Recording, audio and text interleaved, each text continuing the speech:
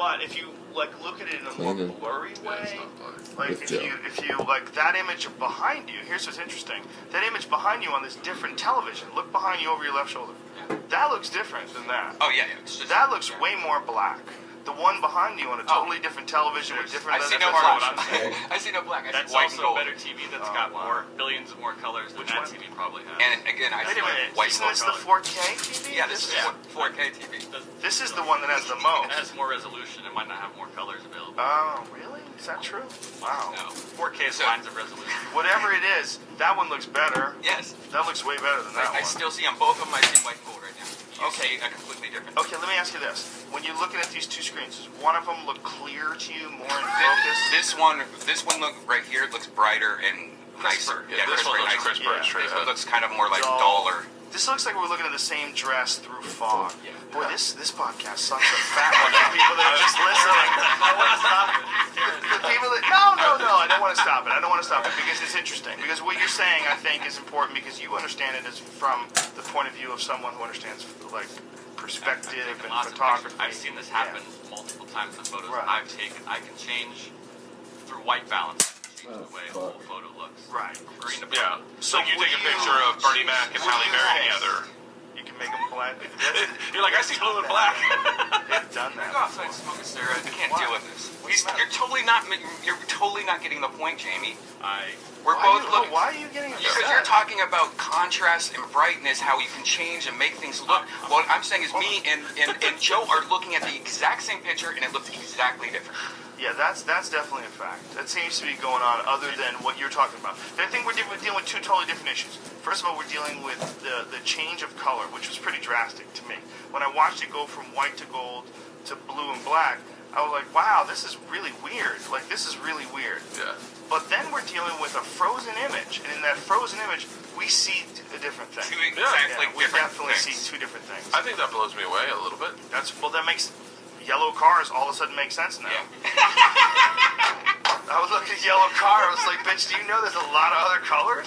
Why the fuck do you want a yellow Corvette? This is ridiculous. It's like it's mustard. This is just a silly color to me. Now, This just is like, this one? Why not black? Why? I was like, no. my blood pressure has gone up. If you watch the llama video, it brings it down and it makes you still think that time travel was created that day. It's like it started off with a black and I'm not going to let you I watch haven't the even llama seen video. the llama video. It's just a llama getting away from police. Yeah, but Is it as cool as the leopard? It's not as cool as a leopard, Joe. It's Because it's a fucking hilarious. llama. It's a black one and a white one, and there's people like trying to trick, like walking next to it, like, "Hey, how's it going?" And then the llama's like, "Get the fuck away from me!" And runs away. But it's like police helicopters. It's like news. They're just trying not to kill it, right? They're trying to make it. It's just silly. It's captured. I knew a dude who had llamas.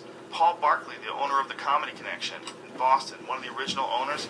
He also owned this club called The Rack. He's a very successful club owner. A club called The Rack. Remember, Ryan? We played at that place. It was the pool hall that was right next to the Faneuil Hall when we used to do the Comedy Connection down there.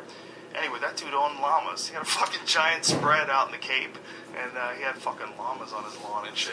Yeah, you want the alpacas. The alpacas are what you want. And then you want one llama to be dominant. I got exotic animals grazing on my fucking yard, bitch. That's like the ultimate, to have some crazy llamas in your front yard. Do you smell that? What does that smell? My fucking neighbor's llamas. No! I live on a farm.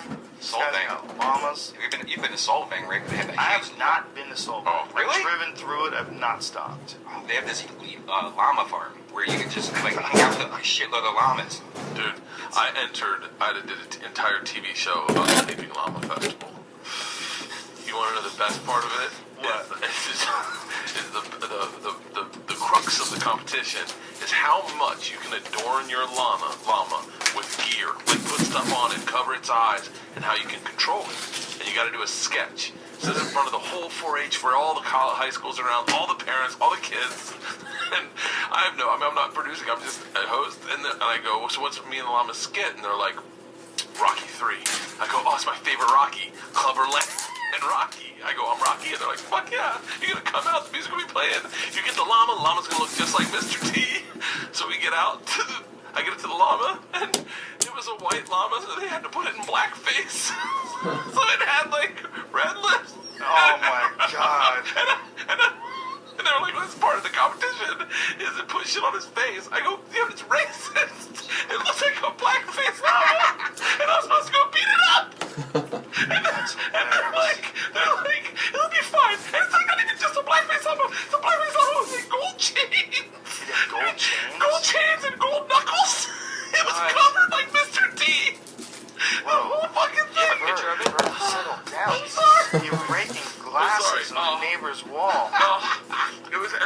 pants out, and they played just some fucking Eye of the Tiger, and I had to take punches at this fucking blackface llama.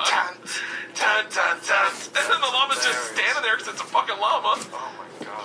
And I'm like hitting it in the face. Oh. My friend Steve Ranella and his brother Matt use llamas when they hunt to carry out the meat. What are they They have dressed as? trained llamas. They don't dress them. They have these trained llamas. They take them into like a cargo van. They load them up in the back of the van, and they bring them to like Montana, and they pull them out of the van. And these things are hardy as fuck, and they can just carry shit. And they don't give a fuck. They don't get cold. They just stand out there in the snow, and they're like, whatever. Like, it doesn't bother them at all. Their body temperature's way higher than ours. They're way sturdier than ours. They use them to pack out meat. It's crazy. He had a whole show about it. He had a show about like these llamas going with them out there, like getting an elk and packing it into the back of these fucking llamas and traveling out of the woods with them. It's just so weird. Like, Yeah. he had a moose once, and in carrying the moose back to his car, like over and over again in all these trips, he fucked his back up. So he literally couldn't hunt anymore because he couldn't carry anything out because he'd hurt his back so bad. So he trained all these moose, or he trained all these, what are they called again? Meese? No, the things we were just talking about. Llamas. Llamas. Trained all these llamas to carry out the meat I for think you're talking about the plural of moose. Oh, wait, no. It's just the word llama, I don't use it often. It's not on the tip of my tongue. Alpaca was there for some reason. I was like, that's not it. It's a llama. But so these fucking things are pissing inside this van. They're like disgusting. Back in this cargo van, and then, they pulled them out and they slept in the van. They'll spit at you. Oh, yeah. Just. Cunts. You know Big Cat Derek, right? That guy in Texas that has all the animals. He has a llama, and he has this. If you look at his videos on Instagram, Big Cat Derek, he let his llama in his house the other day. I don't know why he does this. I think he just does it to film it. But the llama's just like breaking shit, going through his cupboards and throwing things, and it's just like hilarious. He's a great guy. That's a fucking rude animal, man. The animal's rude. But they don't give a fuck, dude. They have these things in the mountains in Montana. It's just snowing like crazy. You see these llamas just standing there like... They don't give a fuck. It makes you realize, like, we're so vulnerable when it comes to the environment that we kind of, like, think of all animals as... Even though we know that other animals are more hardy than us, we don't understand, like, how could they survive this environment? But wait, how did we? Well, we figured out a way... No, but I mean, how did the first couple generations? Wow, sure. You know, we live in places where you can live without any worry of, like, that was the thing. Everything started out in the rainforest, right? That's the thing. It all started out in Africa. If it all started out in Africa, Africa is warm as fuck. And the last thing you have to worry about is clothes. The last thing you have to worry about is abundance of life. So, we'll get to the highway. Starts out, you're a bunch of super horny monkeys who fuck like crazy because it'll reproduce as much as you can, and everybody fucks everybody so that nobody gets greedy as far as like, well, these are my fucking kids, your kids can suck my dick. Everybody's like raising everybody because you're just trying to keep away from jaguars and fucking leopards and shit and whatever the hell else is trying to eat you. So that's what we were forever until we slowly but surely figured out weapons. We figured out weapons and shelter. As soon as we could think, we could fucking hole up, build something, nothing get in, and I go, okay, how do you want to deal with these motherfuckers? Dude, I've been thinking, you know how like you pull a stick and it kind of like goes back to the original shape? If I tie a fucking string on that bitch and then have some shit with like a long pointy thing that's sharp in the end, I think it can fly. I think I'm going to shoot it right at these fucking crazy bears that are eating our babies, and we're going to figure out how to dominate these woods. And then next thing you know, they started killing things, and they started using fire. They figured out how to knock rocks together to create sparks in the embers.